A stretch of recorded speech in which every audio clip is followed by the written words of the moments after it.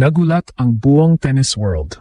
Libo-libong fan literal nagwala sa social media matapos gibahin ni Alexa at China's Wang Xinyu sa isang shocking straight sets victory sa Italian Open 2026. Sa red clay ng Rome, ipinakita ng 20-year-old Filipina sensation na hindi na siya simpleng rising star lang. Isa na siyang tunay na threat sa pinakamalaking pangalan sa women's tennis. Final score? 6-4, 6-3. Pero mas matindi kaysa scoreline ang paraan kung paano niya ginawa ito.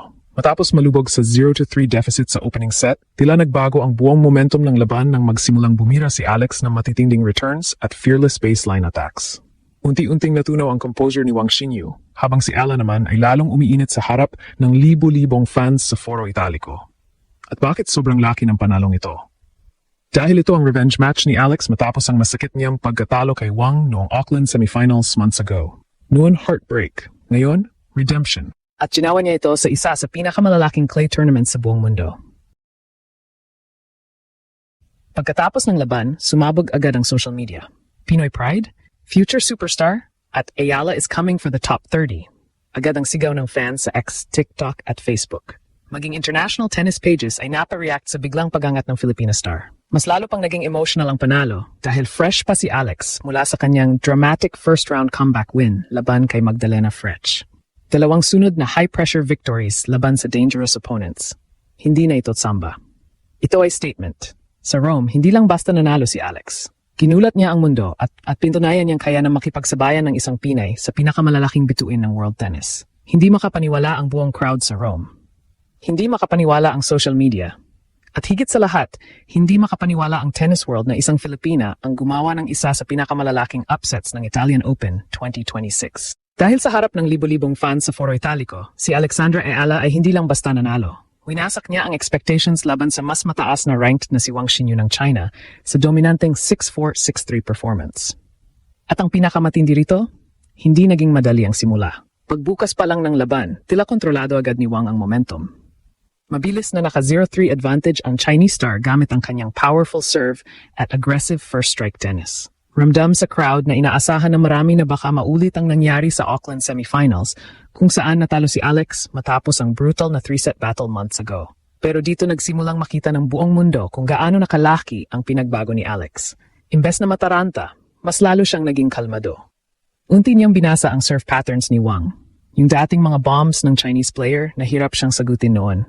Ngayon, isa-isang nababalik ni Alex gamit ang kanyang mabilis na footwork at elite left-handed angles. Biglang nag-iba ang takbo ng laban. Mula 0-3, nagsimula ang comeback. At habang tumatagal ang rallies sa clay court, lalong lumalabas ang composure ni Ayala. Habang si Wang ay pilit nagpapabilis ng puntos, si Alex naman ay parang chess player na dahan-dahang kinokontrol ang bawat exchange. Ang dating relaxed na body language ni Wang ay napalitan ng frustration. Samantalang si Alex, fist pumps, eye contact sa crowd, pure confidence. Doon na nagsimulang mabuhay ang stadium. Bawat breakpoint ni Alex, mas lumalakas ang sigawan ng fans. Bawat winner niya sa baseline, mas lalong umiinit ang energy sa Rome. At nang makuha niya ang opening set, 6-4, matapos ang incredible turnaround, ramdam mong may malaking bagay na mangyayari.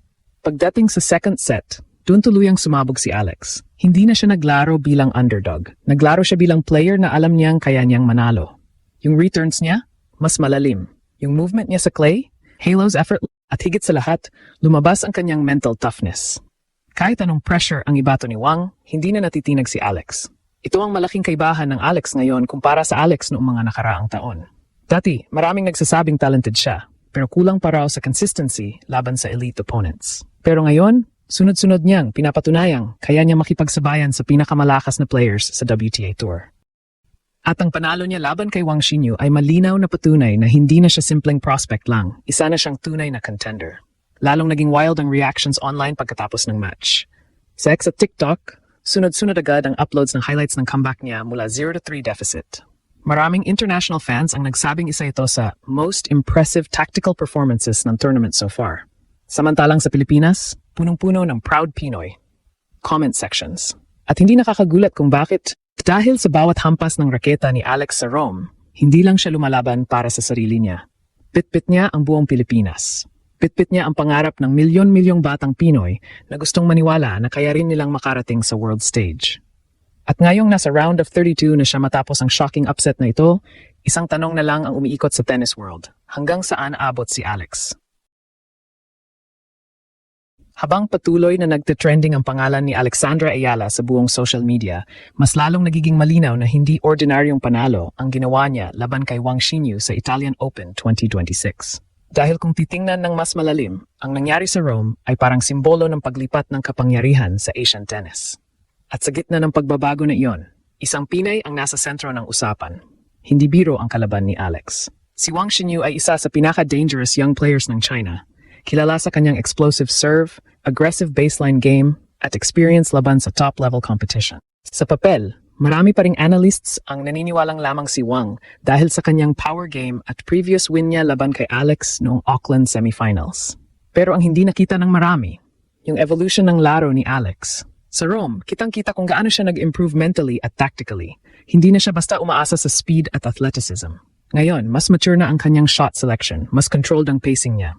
At higit sa lahat, napakalaki ng tinaas ng kanyang confidence sa mga crucial points. Sa clay court kasi, hindi sapat ang power lang.